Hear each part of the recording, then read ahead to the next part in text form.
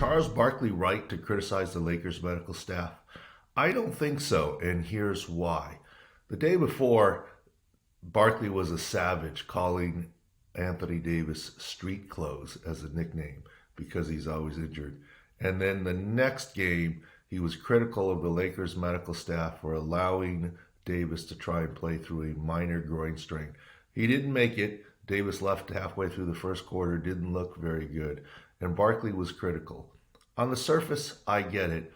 There's a little bit of a flip-flop there from Sir Charles, who I normally love and respect his opinion and the fact he's so outspoken. But here I respectfully disagree, and here is why. If there was a risk of making the injury worse long term, there's no question the Lakers should not have played him. But I don't think there was a risk of turning a groin strain into something surgical or long term. Could the groin strain been made worse? Yes, absolutely. There were reports that it wasn't made worse, but clearly he wasn't ready to play. And that's what I was saying all week long, that he wasn't going to be ready to play. But I don't blame the Lakers or their medical staff at all. This was an elimination game. They needed Anthony Davis to win. They were going to lose without him for sure. There was very little downside in giving it a try. It obviously didn't work, but in an elimination game, your thinking is different in terms of sports medicine, the sports side.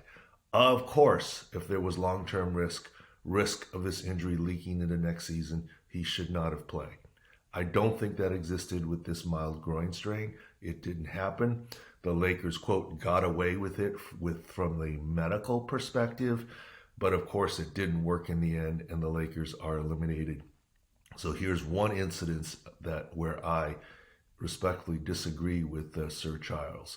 Look, I worked in sports medicine in the NFL. I also worked some in the NBA, a little bit with the Bulls and Timberwolves. My experience in the NFL is much greater than that in professional basketball, but I have some there too.